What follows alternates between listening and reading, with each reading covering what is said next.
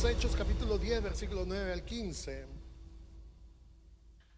Al día siguiente, mientras ellos se aproximaban a la ciudad, Pedro subió a la azotea de la casa a orar. Era mediodía y tenía hambre. Mientras le preparaban el almuerzo, cayó en éxtasis y vio el cielo abierto y un gran lienzo que bajaba a la tierra sostenido por las cuatro puntas. En el lienzo había toda clase de cuadrúpedos, reptiles y pájaros. Pedro le dijo una voz: mata y come. Señor, no, exclamó Pedro. Jamás he comido animales impuros o inmundos. Lo que Dios ha limpiado no lo llames impuro, le volvió a decir la voz. Amén. Hasta ahí la lectura. Pueden tomar sus asientos, hermanos.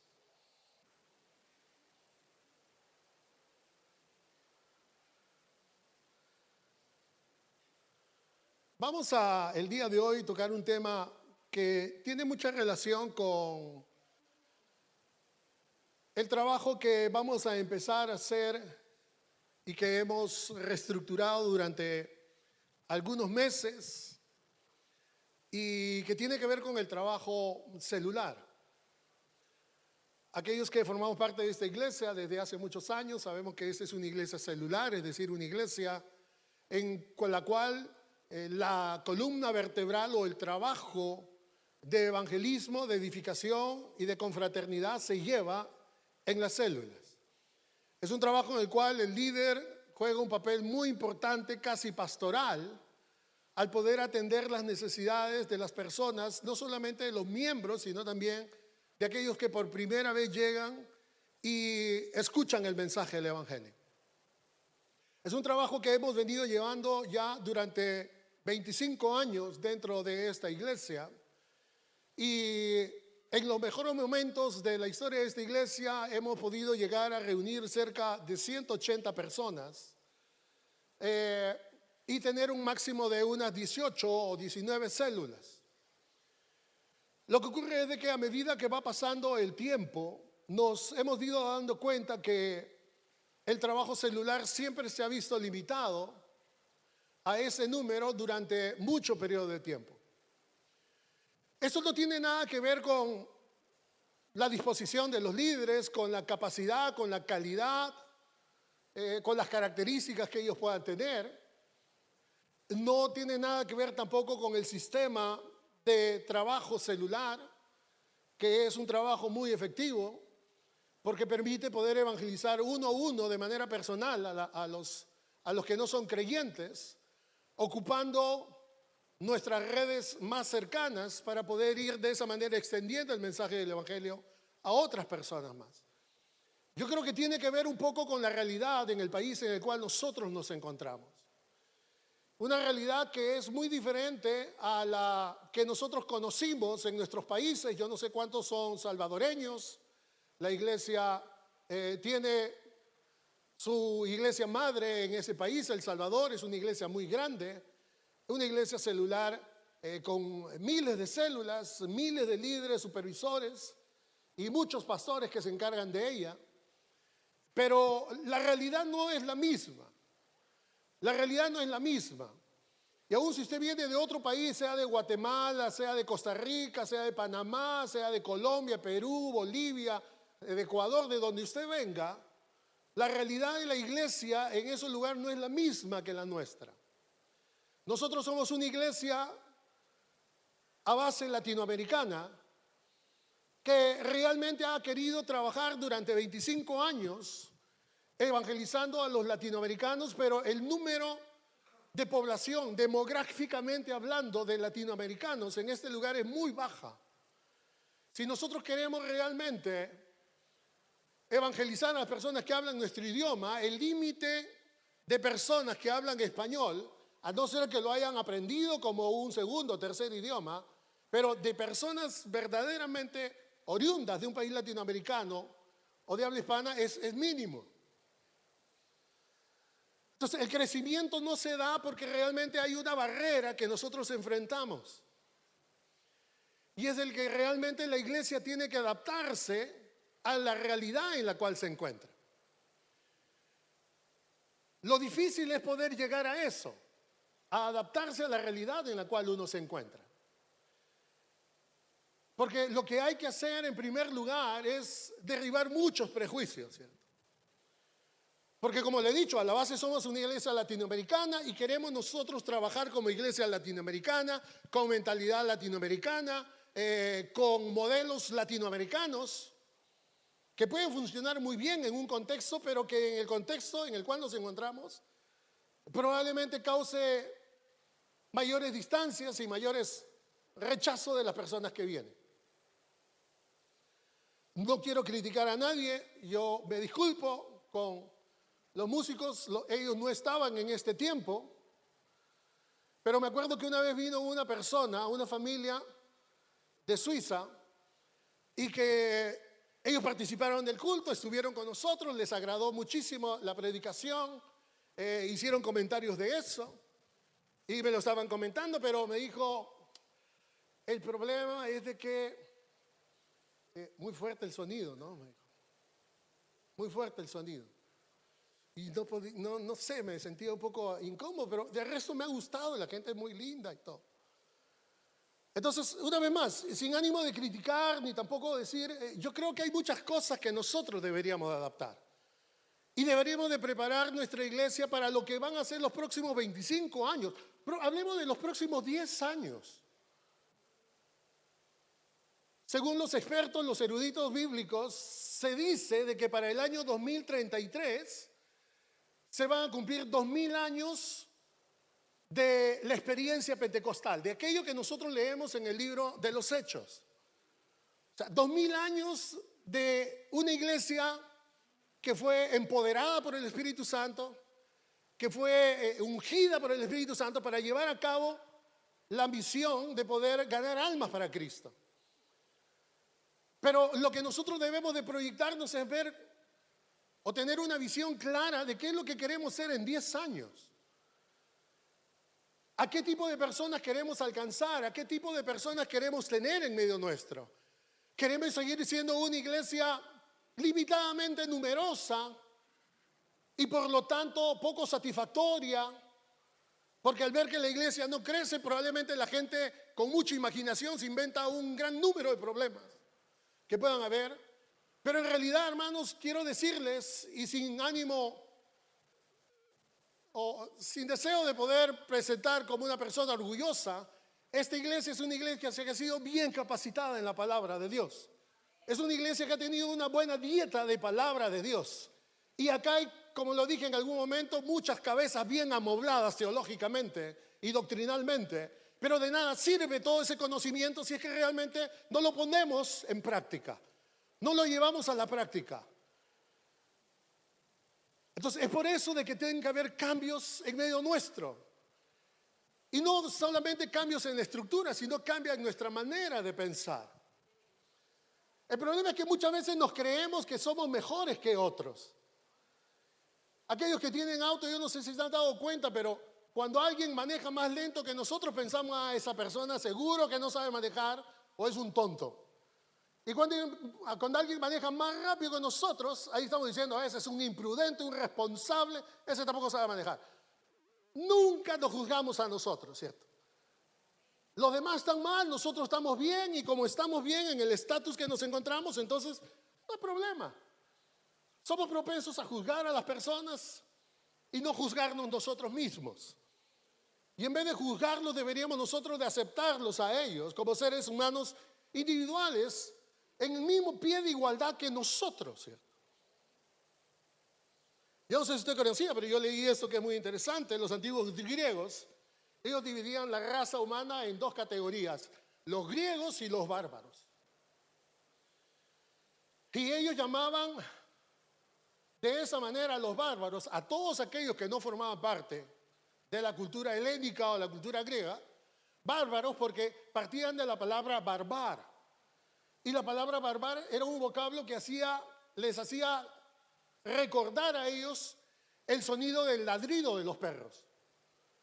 Entonces para ellos las lenguas que no eran el griego sonaban como a ladridos de perro.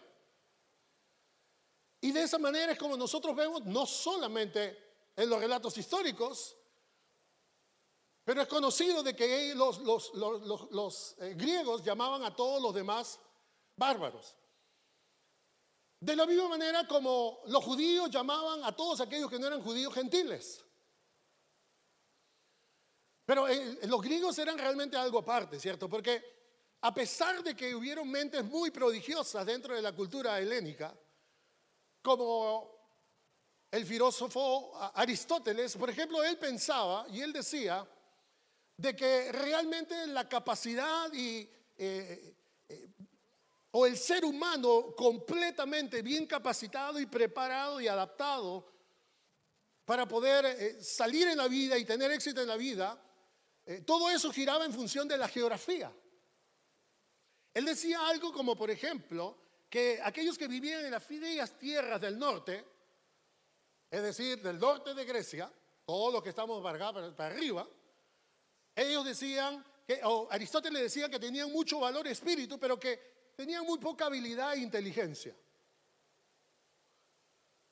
O sea que todos aquellos que estaban al norte de Grecia eran poco inteligentes, poco hábiles. A todos aquellos que estaban al sur de Grecia, él decía de que tenían mucha amabilidad, inteligencia y cultura, pero tenían poco espíritu, poco valor. ¿Sabe quiénes eran los perfectos? Los griegos. Porque ellos decían que el clima griego se prestaba, se prestaba para poder desarrollar a una persona integralmente perfecta, ¿cierto? Con un carácter perfecto, con capacidades, habilidades, inteligencia, valor, coraje perfecto. No es nada más que puro prejuicio, ¿cierto? El problema es que todos somos propensos a prejuicios de una u otra manera. Pero fíjese que para que Dios nos utilice eficazmente en su obra, lo que primero que tiene que hacer es traer abajo nuestros prejuicios. Y debe librarnos de todo aquello que realmente es un obstáculo para que las personas que no forman parte de nuestro círculo de amistades, ya sea en lo cultural, en lo social, en lo económico, en lo que vaya, o en lo nacional, puedan también llegar a conocer el mensaje del Evangelio. Tener prejuicios no es nada más que prejuzgar a alguien sin tener la suficiente información de esa persona. Y eso es muy triste porque muchas veces nosotros caemos en ese tipo de actitudes y de comportamientos cuando criticamos a las personas que son nacionales de este país. Y decimos, es que los belgas, es que ellos son, no, pero yo creo que si fuéramos un poquitito más honestos con nosotros mismos, deberíamos de por lo menos dar gracias, porque probablemente lo que nosotros hemos logrado alcanzar en este país no lo hubiésemos logrado, ¿cierto? Si no hubiese sido por la gracia y la misericordia de Dios, y porque nosotros estamos favoreciendo de algo que no, ni sembramos, ni construimos, ni edificamos. Así que yo creo que debería haber un poquitito más de respeto por la gente de este país, cuyos antepasados han trabajado, se han esforzado, han logrado la riqueza que tiene el país y que por eso nos hemos sentido atraídos a venir a este lugar. Pueden tener riqueza material, pueden tener riqueza económica, pero no tienen la riqueza que nosotros tenemos. Y es la riqueza espiritual, la riqueza de conocer a Cristo, de tener a Dios como nuestro Señor, como nuestro Salvador, como nuestro proveedor. Pero ¿cómo poder transmitirles ese mensaje que una vez cambió nuestras vidas y que va a cambiar y que puede cambiar la vida de ellos? Entonces, lo primero que tenemos que tener es una amplia visión de lo que es el amor de Dios. Porque Dios no solamente ama a Latinoamérica, Dios ama a Europa también. Y si realmente a nosotros nos interesa el Evangelio, estoy utilizando bien el condicional y quiero subrayar el condicional. Si nosotros realmente amamos el Evangelio, amamos la obra de Dios y deseamos que la obra de Dios se extienda, entonces debemos de derribar los prejuicios que nos llevan a ser siempre, durante 25 años, las mismas personas. Bueno, con la excepción de aquellos cristianos que se han reciclado por todas las iglesias latinoamericanas, ¿no? que han ido de un lado a otro, han encontrado que el pastor, vienen acá, encuentran al pastor, se van a otro lugar porque también el pastor acá no es bueno, suficientemente bueno para este tipo de cristianos griegos, perfectos, ¿cierto? De carácter perfecto, de espiritualidad intachable. Pero así no se crece, no se avanza, uno no se proyecta a eso. Y el pasaje que nosotros lo hemos leído relata la actividad o lo que ocurre con este discípulo llamado Pedro, que en el contexto estaba desarrollando su ministerio por la región de Palestina y en particular la región de Jope, donde ahí nosotros vemos cómo fue llamado para llevar a cabo, para poder predicar el mensaje del Evangelio. Y vemos también algunos milagros y cómo muchos llegaron a creer en el Señor.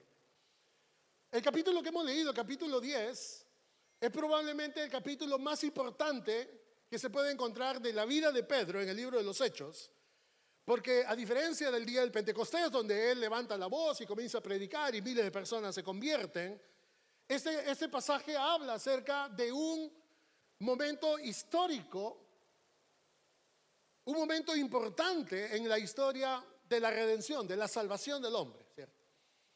Y es el encuentro entre estos dos hombres, Cornelio y Pedro.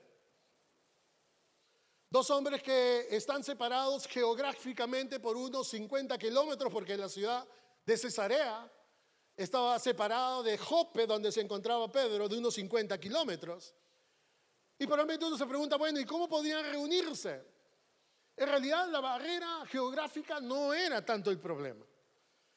No eran los 50 kilómetros que separaban las dos ciudades, porque básicamente se podía recorrer esa cantidad de kilómetros en un día y medio. La barrera principal eran los prejuicios nacionales que había.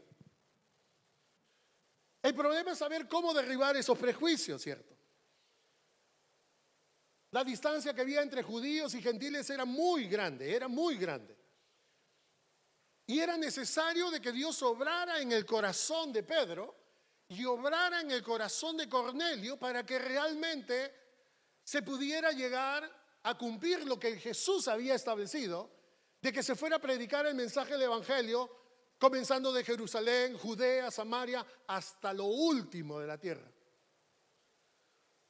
Entonces acá nosotros vemos cómo realmente se está rompiendo ese esquema en el cual la iglesia judía, la iglesia cristiana de trasfondo judío, Pedro incluido,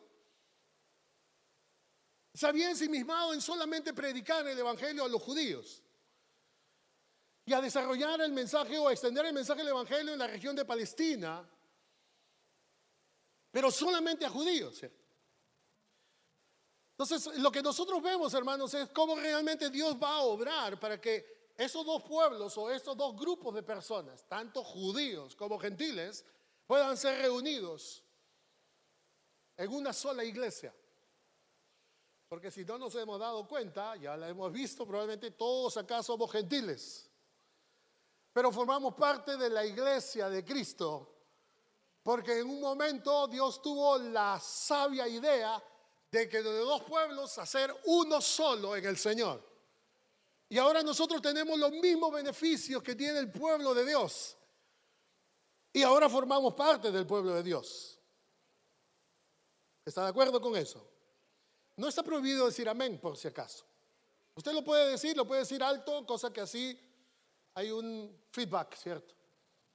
Una interrelación entre uno y los otros. Si yo digo una herejía, no diga nada, pues porque estoy diciendo una herejía. Pero si yo estoy diciendo algo de la palabra de Dios, el amén es bienvenido. Amén. Amén. Entonces, lo que nosotros vemos es eso, ¿cierto? El escenario está preparado y vemos cómo realmente Pedro y Cornelio van a ser visitados por Dios de manera bien particular. Pero como les dije, todos somos propensos a los prejuicios, ¿cierto? Para que eso se llevara a cabo, para que realmente la iglesia pudiera avanzar, era necesario convencer, en este caso a Pedro, ¿cierto? Al líder. Cuando hay prejuicios, que ya voy a mencionar algunos de ellos, en medio de nosotros o en medio de los cristianos, la obra que Dios tiene que llevar a cabo es la de derribarlos, de convencer, de hacernos ver que estamos equivocados, que las cosas no son de esa manera. Y es por eso que nosotros vemos como a Cornelio, en primer lugar, ¿cierto? Que era un centurión romano, un italiano, porque pertenecía al grupo de los italianos, que se encontraba él de guardia o trabajando o sirviendo en ese momento en la ciudad de Cesarea, al mando de unos 100 hombres, por eso era un centurión. Dice la Biblia de que él era un hombre temeroso de Dios y que daba sus ofrendas y que realmente era de gran beneficio para el pueblo de Dios. Y Dios, al ver la actitud y el carácter de este hombre, decide revelarse a su vida. Y lo hace a través de una visión o a través de la aparición de un ángel que le dice que mandara a llamar a Simón, al cual lo llamaban también Pedro, que se encontraba en la ciudad de Jope y que él tenía algo que decirle, un mensaje que él tenía que escuchar. Entonces lo que hace Cornelio es que envía a 3 de sus servidores, los manda camino, ya he dicho que era más o menos un camino y medio, pero mientras tanto, Dios va preparando también el corazón de Pedro. Y lo que nosotros hemos leído en este pasaje es el momento cuando realmente Pedro, estando en la casa en esta casa de Simón el curtidor, que desde ya era un choque cultural para él, ¿cierto? O un choque, vamos a decirlo, religioso. ¿Por qué? Porque un curtidor se dedicaba al trabajo de poder disecar animales o al pelarlos y con la piel el poder, qué sé yo, preparar carteras o correas o cintas o lo que sea, ¿cierto? Pero la ley de Dios establecía de que los judíos no deberían de entrar en contacto con cualquier cosa que esté muerta, con algún cadáver, porque eso era caer en una situación de inmundicia. Pero ahí vemos cómo ese primer obstáculo es salvado, probablemente porque era un judío. Y Pedro dice, bueno, no hay problema, yo me quedo en la casa de Simón el curtidor, ahí va a estar. Pero tengo hambre. Y mientras que le preparan algo para comer, sube a la azotea. Y dice la Biblia que un lienzo, usted conoce el pasaje, ¿cierto? Con mucha cantidad de animales que no formaban parte de la dieta judía, desciende. Y hay una voz que le dice, mata y come. Y Pedro lo primero que dice es, no, Señor, no lo voy a hacer, porque nunca ha entrado a mi boca algo que ha sido inmundo. Y fíjense que lo que nosotros vemos acá en Pedro es de que Pedro es un poco más escrupuloso que el Señor, ¿cierto?, en sus creencias. Como que Pedro quiere demostrar que realmente él es mucho mejor en su apreciación de las cosas que lo que realmente Dios le está mostrando. De la misma manera como hay muchos cristianos que se creen más santos, más puros, más llenos de gracia, de misericordia que Dios, cuando Dios está tratando con diferentes personas, ¿cierto? Pero lo que nosotros acá vemos a Pedro como más escrupuloso, más cuidadoso de las normas que Dios. Y de la misma manera ocurre con las personas prejuiciosas, ¿cierto?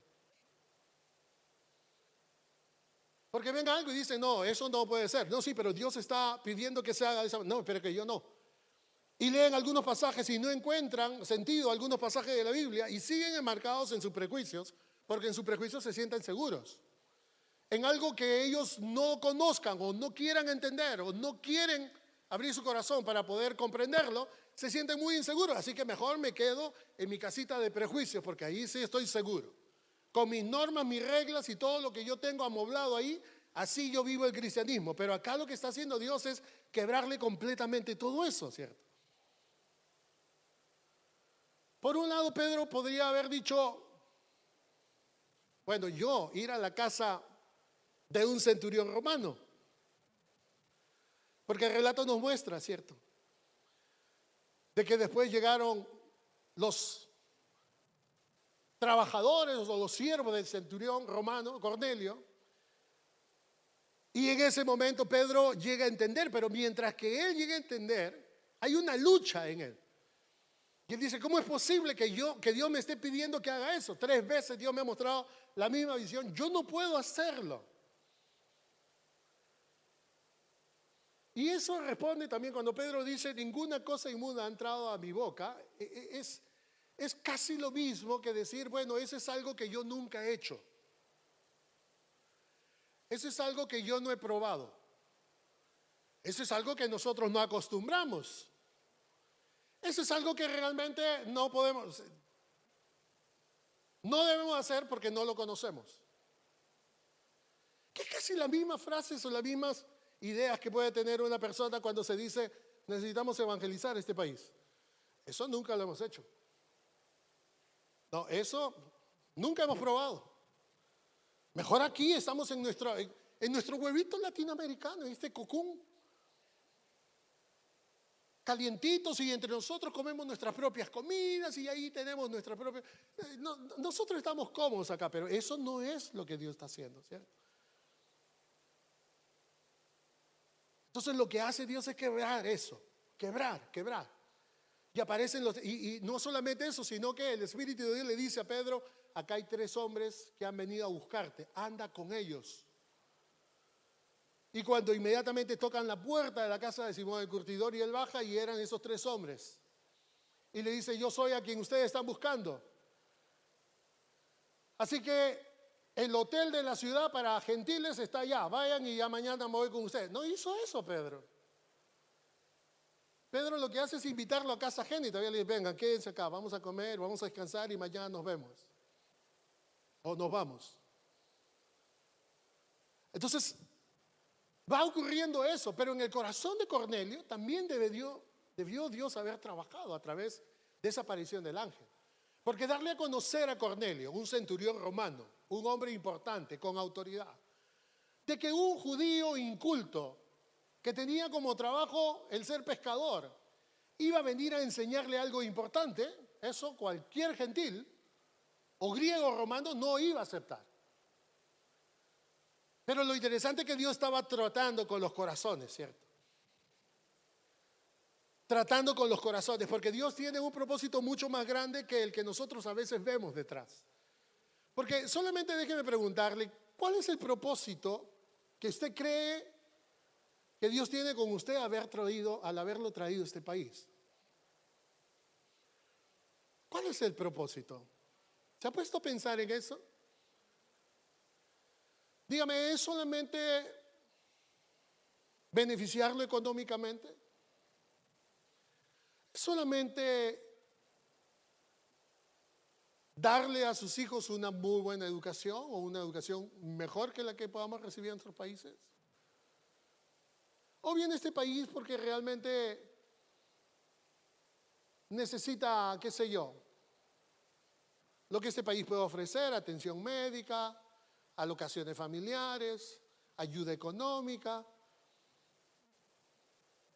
¿Cuál es el propósito? Dios lo ha traído acá para que usted solamente tenga un buen trabajo y pueda comprarse al final su departamento y tenga su carrito y ya con su pequeño reino usted está satisfecho. ¿Será Dios o habrá sido ese el propósito de Dios para nuestras vidas? Yo creo que si ese hubiese sido el propósito de Dios para nuestras vidas, entonces Dios no hubiese tenido ningún reparo en no darse a conocer a nosotros. Porque siendo creyente o no creyente se pueden lograr esas cosas. Pero creo que todos aquellos que realmente somos creyentes y amamos a Dios y entendemos que Dios es un Dios que no hace las cosas por azar,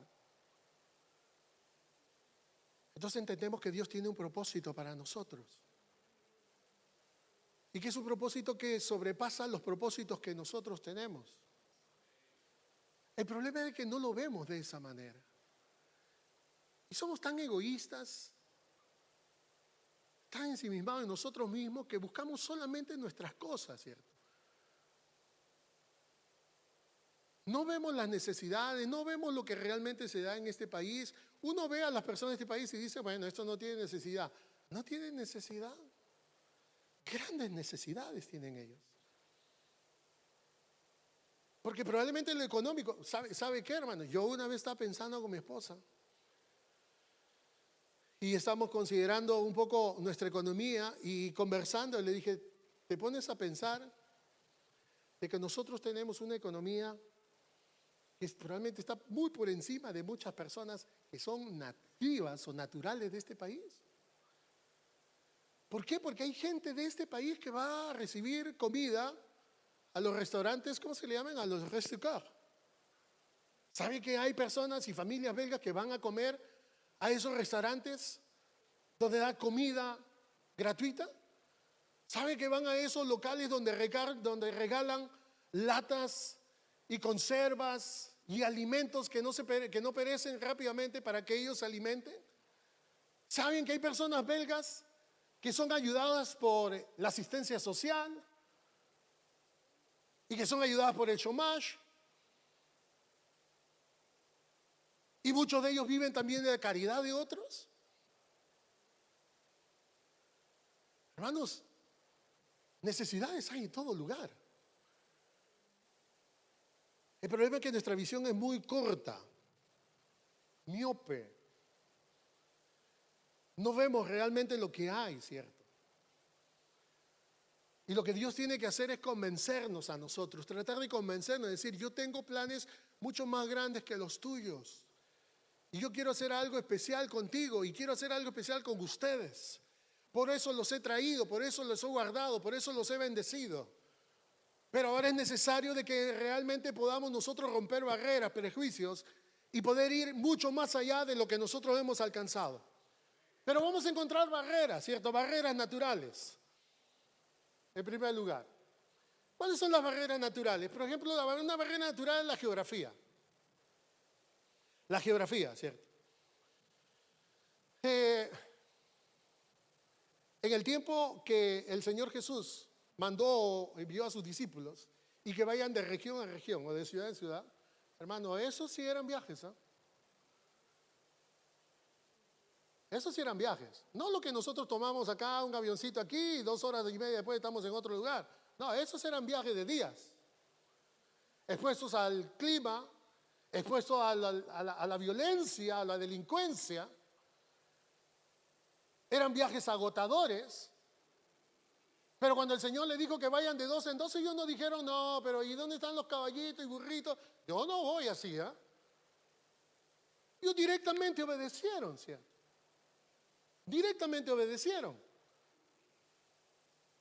Y no solamente él, sino que Pedro, por ejemplo, ¿cierto? Que tenía que ir a Cesarea, ya le he dicho, hermano, son 50 kilómetros de viaje. Camine usted 50 kilómetros de viaje, a ver si va a poder. Para ir a predicar el Evangelio. Cuando uno encuentra, hermanos, excusas como, yo no voy a la casa de esta hermana porque vive tan lejos. A la célula ya, ay no, pero tan lejos. No, ¿y cómo llego allá? Y hace frío, y hace calor. Y uno dice, ¿y qué pasó acá? Ayer hice un llamado a los líderes que estaban presentes en la reunión y voy a hacerlo a toda la iglesia. ¿Sabe usted que tenemos una célula en Malinas? Que tienen solamente 4 o 5 personas que están deseosas de trabajar en ese lugar. Hermanos, Malinas es otra cosa, es otro idioma, es otra. ¿Cuántos estuvieran dispuestos de poder decir, yo quiero salir de mi célula e ir a apoyar a la célula en Malinas? Yo hablo un poco de flamón, me defiendo, no, por lo menos tengo una base, pero aún conociendo otras personas probablemente voy a tener un poquito más de idea. Pero, ¿y cuánto costará el ticket? ¿Y a qué hora pasan los trenes? ¿Y cómo voy a regresar? ¿Y qué día la célula? Voy a regresar muy tarde. ¿De verdad queremos que la iglesia pueda avanzar, que las almas se salven con ese tipo de actitud? No, no va a haber. Otra barrera natural es el idioma. Es el idioma. Es verdad que nosotros venimos de países donde es muy débil la enseñanza de idiomas. Con las justas hablamos y eso, el español. Y la escritura,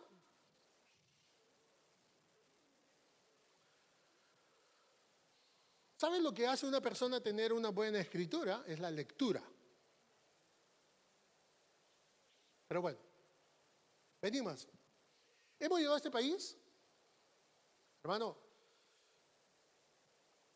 ¿cuántos nos hemos visto obligados a por lo menos a aprender a decir bonjour, ça va, tout va bien para buscar trabajo?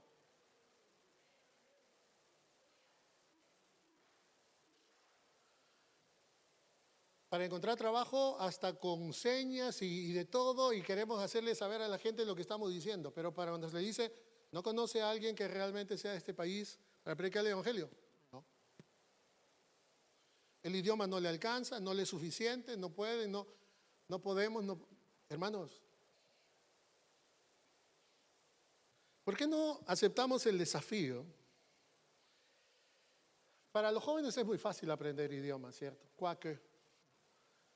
Pero para los adultos, que hemos pasado por el IESTE, el IFCAD, o las escuelas acá que dan clase de francés, ¿por qué no ponemos el reto de poder estudiar un poco más el idioma?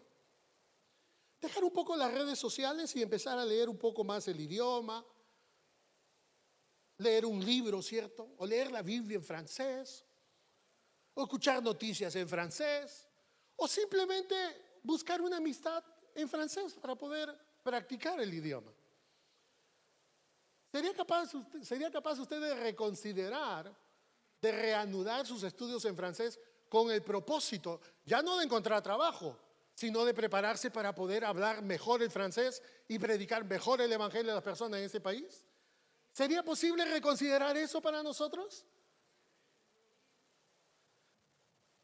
Ahí le dejo ese desafío, ¿no? Las barreras culturales, o sea que Cornelio era gentil, Pedro era un judío, pero judío de hueso colorado, ¿cierto?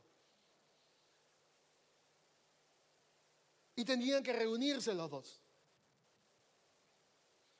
Todo lo que se le había enseñado a Pedro desde su niñez hasta ese momento iba a ser confrontado profundamente. Y era confrontado por Dios. Y todo lo que le había sido enseñado a Cornelio también iba a ser confrontado, ¿cierto? Pero las barreras culturales que han sido construidas por prejuicios raciales, sociales, económicos, realmente no le hacen ningún bien al evangelio. Ninguno. Lo que deberíamos hacer con esos prejuicios raciales, sociales, económicos es ponerlos al pie de la cruz del Señor y decir, aquí te los dejo porque yo voy a hacer lo que tú me has llamado a hacer, predicar el evangelio a toda criatura, ¿cierto? Y cualquier cosa que se interponga entre la comunicación del evangelio y que lleguen a conocerte a ti, entonces yo lo voy a dejar a un lado para poder realmente hacer la obra que tú me has encomendado. O las barreras personales, ¿cierto? Porque probablemente podemos decir, no, es que yo no soy muy preparado. La gente es bien preparada. Es que yo realmente, si hablo en francés no sé hablar. Yo me trabo y a mí se me olvidan las cosas. ¿Sabe que en la Biblia también hay gente que le puso pretextos hacia el Señor, ¿cierto? Moisés cuando le dijo, a mí, Egipto, soy tartamudo. Y Dios le dijo, ¿y quién le ha dado la lengua al hombre? ¿No he sido yo? Así que no importa, vas a seguir siendo tartamudo, pero te voy a dar un profeta, alguien que va a hablar por ti. Y ese va a ser tu hermano Aarón. O Jeremías cuando le dice, ¿yo, Señor? Sí, Señor. ¿Yo, Señor? Sí, pero yo soy un niño. No digas que eres un niño. Porque vas a ir donde yo te diga y vas a hablar lo que yo te diga. Entonces, las excusas para Dios. No, hermano, es que yo ya estoy en los 70, 80. ¿Cuántos años tenía Moisés cuando fue llamado?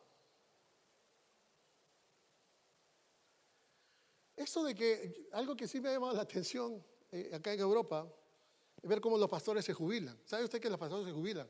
65 años, jubilados.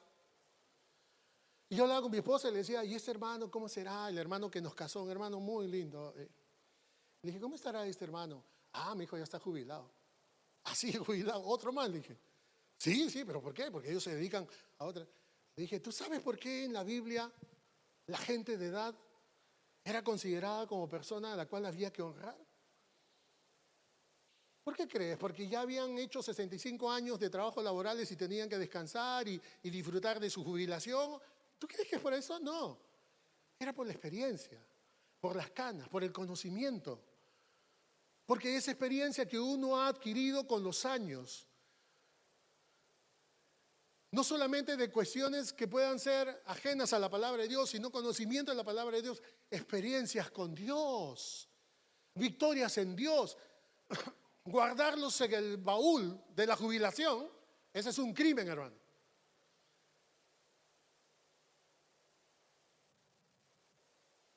Me dijo, pero un día te vas a jubilar. Jubilar, si Dios me lo permite, cuando venga el Señor por mí. ¿Sí?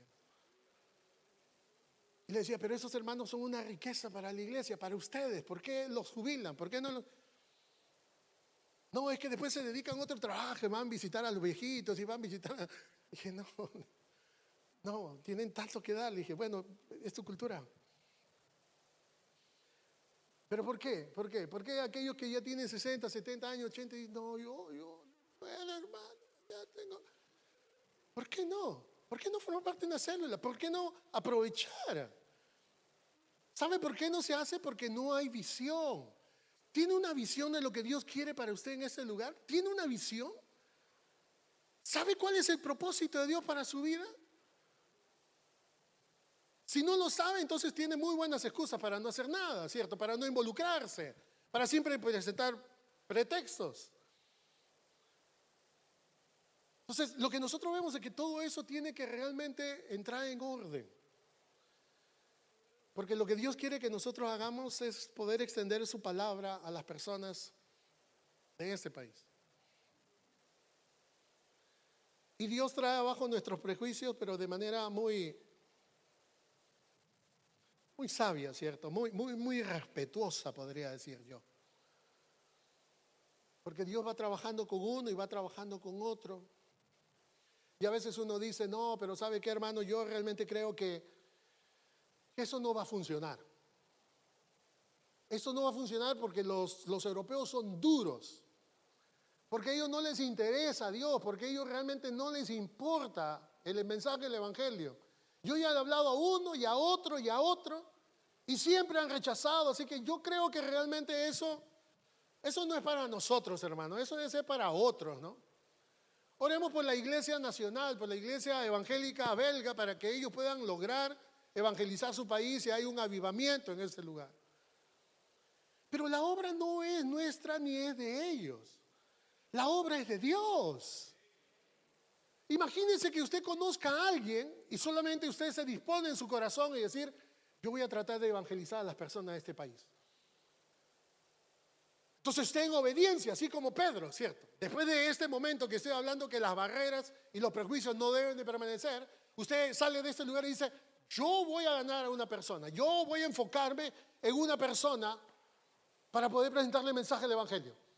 Y lo voy a hacer en francés y lo voy a hacer con el poco neerlandés que yo tengo. ¿Qué sabe usted, hermano, que Dios esté haciendo el mismo trabajo que hizo en la vida de Cornelio para que recibiera a Pedro? Puede ser que las otras 4 oportunidades anteriores han sido un fracaso. Pero cuando uno incluye a Dios en su obra, cuando uno le dice a Dios, ayúdame, dirígeme, estoy completamente convencido que Dios lo va a llevar a la casa de un Cornelio, en el cual todo está siendo preparado por parte de Dios. Y lo único que necesita es alguien que le diga el mensaje del Evangelio. Porque cuando Pedro llegó a la casa de Cornelio, Cornelio lo vio y se tiró a los pies y comenzó a honrar a Pedro, porque él pensaba de que realmente la visión que había recibido de ese ángel era de un ser especial que iba a llegar, ¿no? Y Pedro le dice, levántale porque yo soy un hombre como tú, igual. Y Cornelio había reunido a toda su casa. Fíjense que esa es una de las primeras células que vemos en el libro de los Hechos. Y esa es la labor de un anfitrión también, para aquellos que son anfitriones. Es poder traer a las personas. Un anfitrión no solamente es alguien que dice, bueno, vengan a mi casa porque yo no quiero salir, porque no quiero tener frío. No. Un anfitrión es alguien que dice, yo voy a invitar a mi primo, a mi prima, voy a invitar a mis amigos cristianos del trabajo, les voy a decir que este sábado van a venir mis amigos cristianos a poder visitarme y vamos a tener un estudio bíblico. Porque no hay que engañarlo, ¿cierto? Porque usted le dice, mire, ¿sabe qué? Te invito a mi casa un cafecito y de repente aparecen los 15 cristianos. Va a decir, ¿y qué pasó acá? ¿Y quiénes son? Ay, no te dije, ¿verdad? Tenemos un estudio bíblico, así que quédate. La persona se siente engañada. Pero que sabe, hermano, cuán importante es ser un buen anfitrión, ¿no? Y traer sus propios invitados, así que ya lo sabe. Pero al mismo tiempo Dios prepara el corazón de aquellos que no conocen al Señor. Dios lo prepara y Dios hace lo mismo que hace en este lugar. Así que cuando Dios confronta nuestros prejuicios, lo que tenemos que hacer es obedecer. Obedecer, directamente obedecer. Directamente obedecer. ¿Sabe por qué? Y con eso voy a terminar. Porque cuando nosotros nos rendimos al Señor, dejamos de lado nuestros prejuicios, le decimos, sí, Señor, así como el profeta, envíame a mí. Dios nos va a utilizar poderosamente en su servicio. Porque Dios había preparado todo. En esta labor evangelística, hermano, Dios prepara todo. Dios se encarga de todo. Dios prepara el corazón como está preparando y como Dios quiere preparar el corazón de nosotros como iglesia. Pero Dios va a preparar el corazón de aquellos que no lo conocen. No se preocupe usted. No va a tener que convencer, no va a tener que dar una charla de teología sistemática, ni va a tener que hablar acerca de temas apologéticos para convencer. Solamente déjese guiar por el Señor. Él lo va a llevar a un lugar donde Dios ha preparado los corazones. Y esa gente va a empezar a traer personas a este lugar. ¿Sabe cuál es la manera más efectiva de poder cumplir con la gran comisión? De poder ir por todo el mundo y predicar el evangelio. Es predicando acá en Bélgica. Porque aquí hay gente de toda nacionalidad, hermanos. Acá hay asiáticos, acá hay africanos, acá hay europeos del norte, del sur, latinos, acá hay personas de cualquier lugar. Y el radio de alcance del evangelio se da cuando uno le predica a alguien y esa persona comienza a predicarle a otras personas y el evangelio se va extendiendo de esa manera. Entonces lo que nosotros necesitamos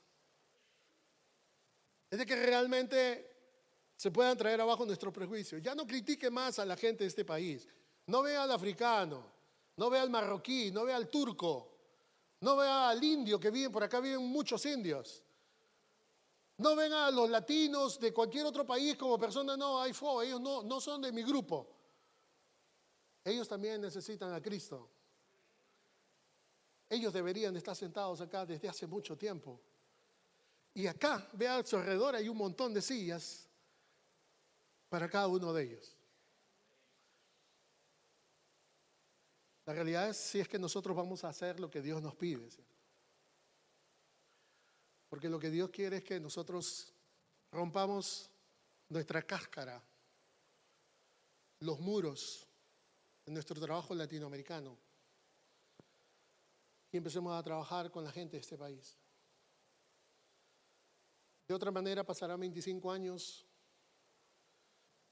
y muchos probablemente ya no estaremos. Y probablemente les voy a decir, nuestros hijos tampoco estarán en esta iglesia. Porque preferirán participar de un lugar donde sí hay un ambiente más internacional, donde pueden predicar el evangelio a más personas. Así que es un gran reto que nosotros tenemos delante, el de poder predicar el evangelio a esta nación, el de poder prepararnos, hermano. Póngale esfuerzo, hágale esfuerzo. Haga el esfuerzo de poder recordar y aprender, o si no, estudiar el idioma. Porque si Dios ya lo ha bendecido, entonces haga algo con su tiempo. Pídale a Dios que le dé una visión, porque si no hay una visión, sin visión no hay misión. Y la visión se obtiene cuando uno le pide a Dios, muéstrame qué es lo que quieres que haga, Señor. Dime para qué me has traído a este lugar. ¿Qué es lo que quieres hacer con mi vida?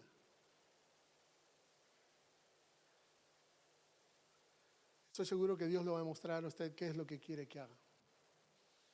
Pero mientras tanto, hermanos, acá hay gente que necesita. Cornelios y Cornelias, cuyos corazones están siendo preparados por Dios por las pruebas, por las necesidades económicas, por los problemas matrimoniales, por los problemas familiares con hijos, por problemas económicos, por problemas de salud. Y que necesitan que alguien les lleve el mensaje que a nosotros un día nos trajo esperanza y nos dio seguridad. Y es el mensaje del Evangelio. De otra manera no vamos a avanzar. De otra manera no vamos a avanzar. Quiera Dios que realmente en los próximos años que vengan vamos a tener más gente de esta nación, de este continente. Gente que realmente venga a alabar a Dios en su idioma. Que vengan a cantar y escuchar una prédica y oraciones en su idioma. Y que nosotros podamos acogerlos y recibirlos y darles bienvenida y decirles: vengan, aquí están en casa. Esta es su casa. ¿Se puede o no se puede lograr, hermanos? Yo creo que sí lo podemos lograr. Así que necesitamos una visión más amplia. Que Dios nos ayude a comprender lo que realmente Él está buscando. Oremos para que Dios prepare el corazón de aquellos que van a venir a formar parte de esta iglesia desde ya. Que vaya preparando esos Cornelios, la casa de esos Cornelios. Que lo vaya haciendo. Y que Dios traiga abajo toda frontera racial, cultural, lingüística, para que realmente esta iglesia sea una iglesia ejemplo de lo que es una comunidad internacional. Y que caigan más pastores y belgas y flamones y africanos, y que vengan y prediquen y compartan el mensaje del Evangelio, porque para eso Dios nos ha llamado a este lugar.